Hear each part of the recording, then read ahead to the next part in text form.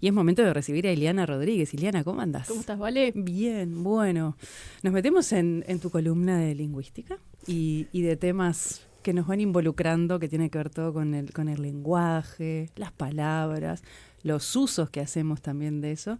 Y la propuesta para hoy te la dejo toda a vos, porque ya dijimos el titular, pero hay que desarrollar. Mitos del lenguaje. Mitos.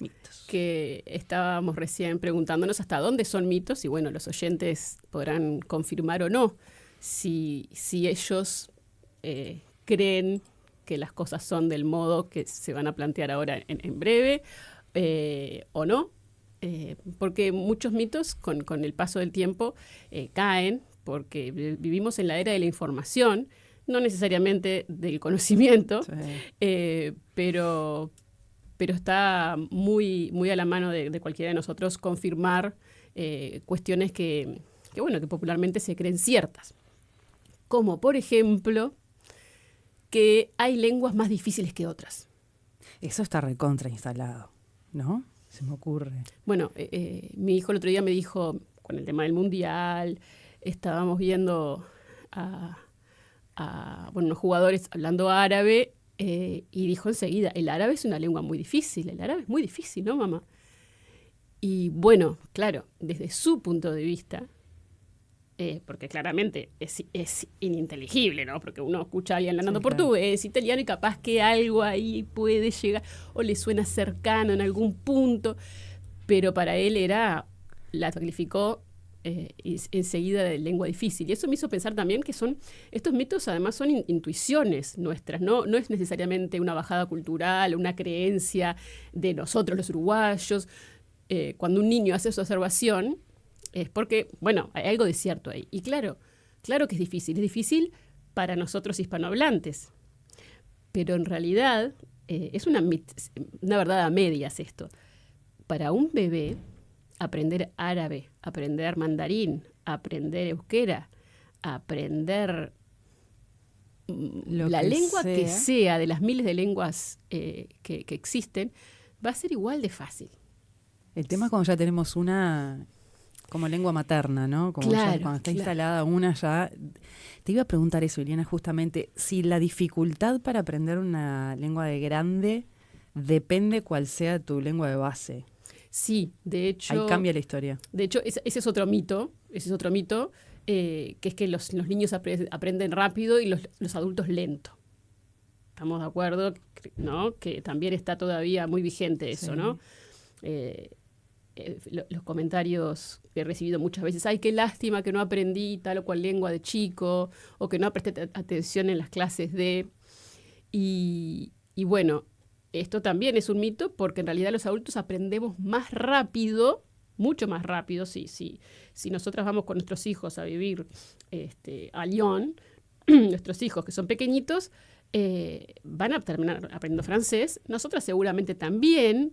Seguramente nosotras empecemos a comunicarnos antes que ellos, en el súper, por ejemplo, con vecinos, pero después de cierto tiempo ellos nos pasarían de largo y terminarían hablando un francés mucho mejor que el que nosotras, con nuestra edad, aprenderíamos.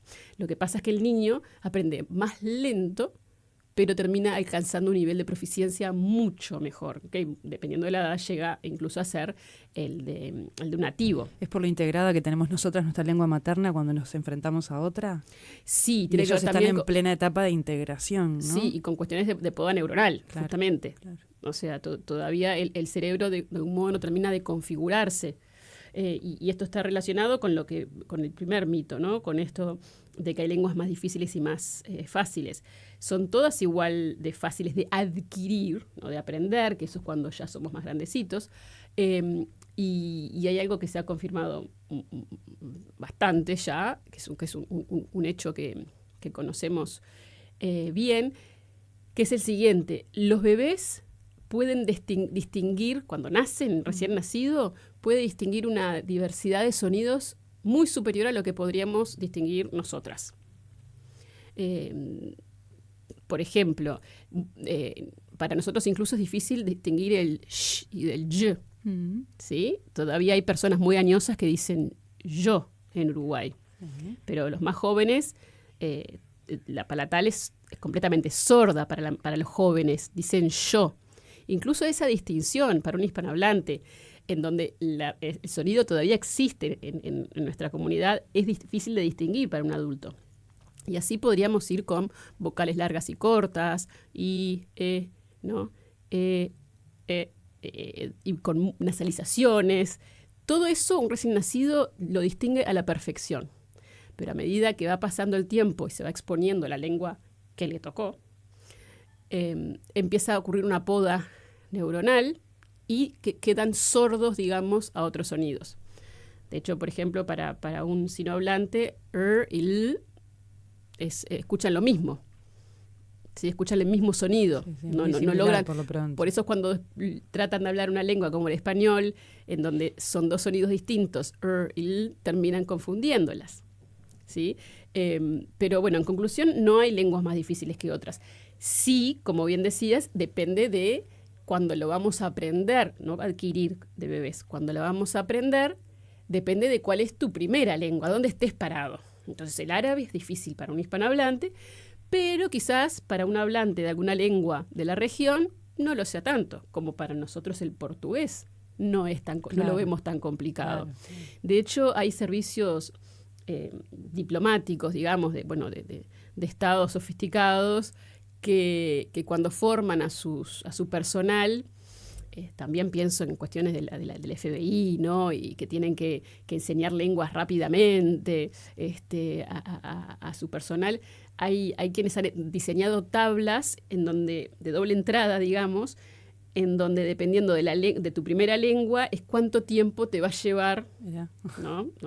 Yo parto como hispanohablante, no sé, portugués, capaz que intensivamente en 5 meses logran, ¿no? Árabe un poquito más. Y árabe capaz que estamos un par de añitos. Chino, mandarín, también. También, exacto. Bueno, después también está, no sé si ponerlo dentro de la categoría mitos, pero sí de una de esas cosas de las que se hablan bastante en este tipo de temas, que es el momento de la escritura, ¿no? No solo de la parte oral. El momento, por ejemplo, se me ocurre el chino, claro, que te dicen que algunos símbolos representan conceptos o frases y no solo como letras como tenemos nosotros, ¿no? Que eso también implica otro nivel de complejidad. Y de aprendizaje. A veces terminan con los kanji en japonés.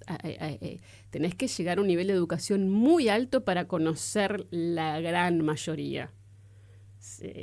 Nuestra forma de sistema de escritura, que es fonético, en teoría tiene excepciones, sí, pero básicamente no tenemos un grafema para un sonido. Y lo vamos combinando. Y listo. Más o menos ahí ya uno cuando tiene un hijo en primero de escuela ya ve que puede escribir. Por supuesto que va a escribir con faltas, pero puede hacer uso de la tecnología. Pero hay sistemas como el de los pictogramas, por ejemplo, que ya es otra historia, ya es más complejo, ¿sí? Todo eso juega, pero cognitivamente lo importante es esto, ¿no? Creo que lo que subyace a todo esto es que cognitivamente todos los humanos tenemos como el mismo hardware. Tenemos todas las mismas ventajas, ¿sí? Independientemente de dónde hayamos nacido. Y hablábamos también de las etapas de la vida, y una cosa que hablamos un montón de veces es de los beneficios que tiene para el cerebro el aprender idiomas ya siendo adultos mayores, por esa cosa de ir incorporando cosas nuevas, ir manteniendo el cerebro activo, ¿no? ¿Vos qué mirada tenés de eso? ¿Importa el idioma que te pongas a aprender o la cuestión es ir incorporando Yo creo que elementos? más que el idioma es el hecho de enfrentarse a ese desafío. Siempre me da curiosidad el caso de Arnold Schwarzenegger, que llega de Austria con más de 20 años a Estados Unidos, sin hablar inglés. Y bueno, y apechugó y empezó a aprender y le llevó su tiempo, hablando con acento. Y bueno, fue un culturista famosísimo, súper exitoso. También, como todos sabemos, hizo una carrera cinematográfica fabulosa. Sí, claro. Llegó a ser gobernador, buen empresario. Y yo creo que acá se juntan dos cosas, ¿no? Dos cosas que suelen ir de la mano en la mayoría de los casos, que es esto del exponerse a un desafío como es el emigrar y al tener que aprender otra lengua. Algo que le pasó a a muchos inmigrantes de nuestras tierras, ¿no? Que la fuerza de los hechos te lleva, ¿no?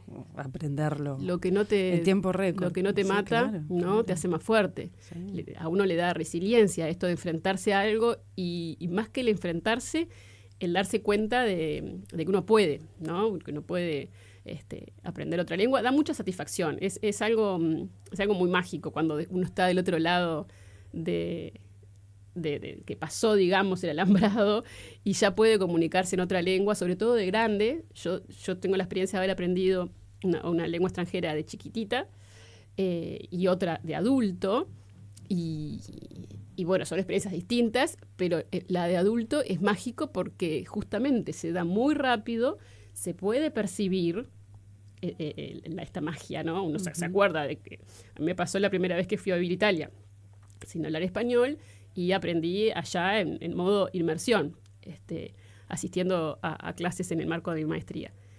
Y claro, fue en cuestión de 3 meses, yo me encontraba hablando italiano con otros y eso es muy lindo. Y está también todo lo cultural que destapa esto, ¿no? Porque empezás a descubrir, y obviamente que siendo grande te metes en otros recovecos culturales que tienen que ver con, no sé, desde literatura, cocina, hablando de Italia, por ejemplo, Sí. ¿no? Todo lo que tiene para descubrir, todos los países lo tienen, obviamente, pero te habilita todo un conocimiento cultural extra que a lo comunicacional nada más, ¿no? Y eso lo ve el adulto. Claro, el niño no lo percibe todavía. Y el adulto puede sacar provecho de todo eso. Claro. El adulto puede decir, bueno, estoy aprendiendo tal o cual lengua, entonces me voy a poner a la radio en tal cosa, o voy a sacar un libro de la biblioteca en esa lengua, ¿sí? O voy a pensar en recetas, o sea, esas cuestiones, ¿sí?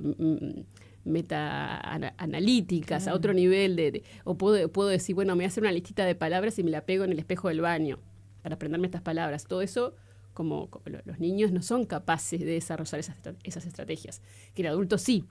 Por eso el mito de que los adultos aprendemos más lentamente. No, aprendemos mucho más rápido en la primera instancia, por lo menos. ¿Y qué tiene de cierto eso de que el idioma español es el más difícil de aprender? ¿También depende desde qué idioma lo estás aprendiendo? Sí, sin Porque muchos duda. de los traductores te dicen, ¿no? Me ha pasado hablar con gente que está estudiando traductorado que te dicen, no sabes lo que es el enfrentarte, el repasar y meterte en otro nivel de las reglas gramaticales que otras lenguas no la tienen tan compleja, ¿puede ser? Bueno, ¿O no tanto? en realidad depende de dónde está la complejidad. Mm-hmm.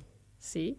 Y esto nos lleva a hablar de otro mito, que es el mito de que las lenguas con el paso del tiempo se simplifican, ¿no? Y en realidad lo que pasa es que las lenguas cambian, se reorganizan. Pero, por ejemplo, hay verbos que no los conjugamos de determinadas maneras. Como O lo hacíamos antes. Claro. Sí, ¿no? pero hay complejidad a otro nivel. Ajá. O sea, va cambiando el punto de la complejidad, ¿sí? ¿En qué cambia esa complejidad, Eliana, por ejemplo? Por ejemplo, pensemos en el caso del latín y del español, ¿no? Considerando que el español es una lengua neolatina, Uh-huh. entonces de algún modo el latín es un antepasado del español, ¿no? El latín funcionaba con casos. Esto quiere decir que a una palabra se le cambia una partecita, generalmente el final, y ahí sé si es un dativo, si es un genitivo. Muy complejo, ¿no? O sea, cuando uno se enfrenta al latín, dice, oh, esto estaba complicadísimo. Por otro lado, este sistema de casos le permite al latín cambiar de orden las palabras en la oración y siempre Mira. se mantiene el significado, ¿no? El mensaje comunicacional. El español pierde eso, pero empiezan a aparecer otras cuestiones, como un orden sintáctico más exigente, empiezan a aparecer preposiciones. Y no sé qué será peor, si aprender los casos del latín o cuándo uso por, cuándo uso para. Entonces, de vuelta, volvemos a esto depende de dónde me pare para ver la complejidad. Quizás alguien que habla alemán, lengua que tiene a su vez muchos casos, el latín no le parezca tan complicado, ¿sí? Alguien que habla español le va a parecer complicado, alguien que habla inglés le va a parecer complicado el español porque tenemos el verbo ser y estar. Uh-huh. Ellos tienen una sola opción, juntan ser y estar. Claro. Entonces, esto depende de dónde esté parado. Y también está el uso, y cuando caen en desuso ciertas, no sé, tiempos gramaticales, ¿no? Sí, en el español, claro, hay algunos que no los usamos en la vida diaria. Sí, pero si los tenés que aprender, porque estás aprendiendo, los tenés que tener en parte del aprendizaje. Vieron que está desapareciendo el si yo fuera, ¿no? Si yo fuera vos, ¿no? Si yo, por si yo sería, ¿no? Que a mí, honestamente, lo observo analíticamente como desde mi profesión, pero a mí me duele que se pierda eso. Pero por otro lado, cuando hablo con amigos de este tema, estoy como dividida, ¿no? Entonces yo no académica, digo, ¿por qué me duele, ¿no? Que alguien diga si yo sería vos? Que en Argentina, en Buenos Aires, está totalmente instaurado, ¿sí? En vez de si yo fuera. Por otro lado, me pongo en mi rol profesional y lo veo como, bueno, es un cambio más, es una simplificación que se está dando en esa parte del sistema, pero a su vez estamos complejizando otras partes, ¿sí? Entonces, este dinamismo, porque fíjense que si realmente las lenguas se simplificaran con el paso del tiempo, que también está atado al mito de que los jóvenes arruinan el lenguaje. Bueno, sí, también. Entremos en eso un poquito, porque, mira, hace algunas semanas estábamos embromando acá con la parte joven del equipo, que hay palabras que utilizan ellos, que nos mirábamos acá entre Jaime, Cairo, y yo no sabemos de qué estaban hablando, ¿no? Y no tenemos tanta distancia algunos, pero ya con que te separen 20 años de una persona, hay términos que realmente precisas que te los expliquen. Sí, pero es a nivel léxico, ¿no? Son palabras. Pero si los jóvenes realmente estropearan tanto las lenguas, hoy estaríamos hablando casi con piedras y palitos. Y no, el español, por ejemplo, hablemos de nuestra lengua, ¿no? No ha cambiado a un nivel de que no nos permita más hacer poesía o narrativa. Son algunas palabras que se cambian. Cambian palabras, cambia también la gramática en términos generales, puede haber cambios a nivel sintáctico, morfológico, pero donde se simplifica de un lado, se complejiza del otro. ¿Sí? Eso también la lingüística histórica lo ha mostrado un montón. Sabemos, por ejemplo, que las lenguas pasan de ser sintéticas a ser analíticas, es decir, a tener mucha información en una palabra, a dejar que la información quede en el orden de las palabras, en una frase.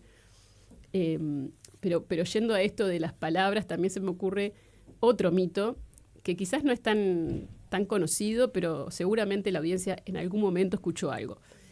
Esta idea de que los esquimales tienen cientos de palabras para la nieve. ¿Lo escuchaste alguna vez, Vale? No, ¿sabes que no? Ese no es tan común. En el mundo anglo, para referirse a la nieve, sí, mira, nunca lo había escuchado. Porque esto surge justamente por investigaciones de lingüistas estadounidenses, que son de los primeros que empiezan a estudiar a las comunidades inuit. Y bueno, lo que sí pasa es que ellos tienen muchas formas de hacer referencia a los tipos de nieve, sí, más que, por supuesto, que las que tendríamos nosotras enfrentadas a un panorama con nieve. Pero no, de ninguna manera son cientos las palabras. No, son varias por los tipos de... sí, como nosotros para los alfajores, sí, quizás. O así me pongo a pensar de acuerdo a las características de cada lugar y espacio, como acá hablamos de pasturas y distintos tipos de pasturas, yo qué sé. Exacto. Se me ocurre, sí, ¿no? Sí, cada comunidad, va a necesitar un repertorio más específico, más preciso para sus quehaceres, para lo que se le va la vida, ¿verdad? Pero tampoco llega a ser una demencia como cientos de palabras. Las exageraciones, viste, que a veces entran en esto de los mitos, ¿no? Y ¿qué tanto contacto con la realidad tienen? Porque hay que agrandar para que valga la pena contarlo también, claro, ¿no? Y también me quedo con eso que decías de los jóvenes, que no hay que poner tanto peso en esos términos que utilizan para hacer referencia a distintas cuestiones, no es que están destruyendo el lenguaje, tampoco lo hacen cuando escriben, por ejemplo, cuando se habla de ciertas simplificaciones que dicen, lees eso y no se entiende nada, que en vez de poner el por qué te ponen la se pone la X y la pero Q con un apóstrofe. Eso es una simplificación. Eso lo hacían los monjes cuando antes de Gutenberg, cuando tenían que copiar los textos, ¿no? Porque no había imprenta, no había obviamente fotocopiadora.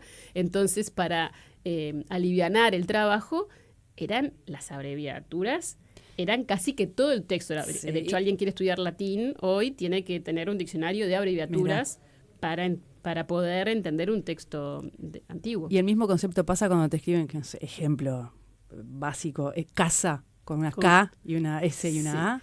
Sí. ¿Es la misma consideración? ¿O la simplificación a veces empieza en algún punto a destruir? Yo creo que hay mucho acá de, primero, si esto es por WhatsApp o si es un escrito en el liceo, ¿no?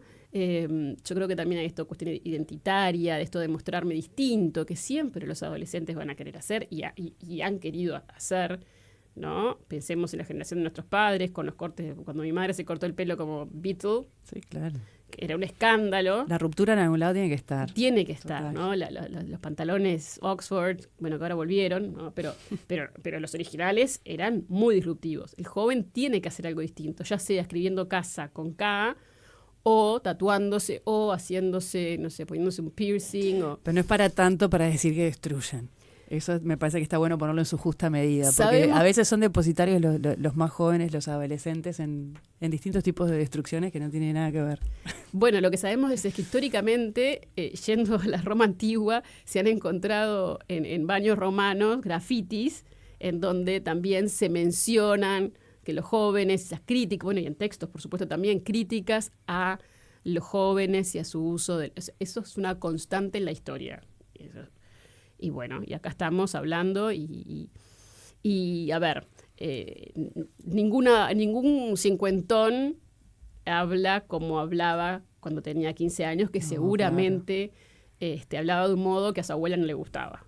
Mira, y pregunta a un oyente si no hay una suerte de economía del lenguaje. Sí, por supuesto, eso es un principio, está el principio de economía lingüístico, que siempre está ahí, lo estamos viendo. En el caso de que comentaban esta observación que les compartía de la desaparición del subjuntivo por el condicional, que veo en Buenos Aires hace mucho tiempo, ¿no? Esto de si yo sería vos, si yo estaría en tu lugar, eso claramente es un principio de economía, en tanto que, bueno, si podemos con una construcción matar dos pájaros de un tiro, claro. Fabuloso. Pero también sabemos que está este movimiento pendular entre simplificar, donde se aprecia el principio de economía, y complejizar también. Nos vamos de un sitio para el otro. Como decíamos, esto de lo sintético en analítico, como en una sincronía, en otra sincronía histórica, nosotros decíamos cantaré. ¿No? Yo digo voy a cantar, claro. Nadie no diríamos cantaré. Bueno, queda como forzado. ¿No? Queda como forzado, queda afectado. Y ahí ¿qué pasó? Pasamos de un sistema sintético, en donde cantaré sintetiza, junta verbo con tiempo verbal, a una analítica, con dos partes. Con tres partes, en realidad voy a cantar. Y ustedes me dirán, pero ahí es más complejo, porque son 3 palabras y la otra es una sola. Sí, pero para la otra tengo que aprenderme las conjugaciones para todos los verbos. En cambio, con voy a cantar, voy a tomar, voy a bailar. Claro. Sí. Iliana, un placer como siempre recibirte en este espacio. Recordarle a los oyentes dónde te encuentran en las redes. Bien, ando por Instagram, me encuentran como Iliana con Y, Virginia Rodríguez. Si tienen los oyentes algún interés en particular, anímense a escribirme y a proponerme temas que encantada de discutirlos en las próximas semanas. Divino. Muchas gracias, Iliana.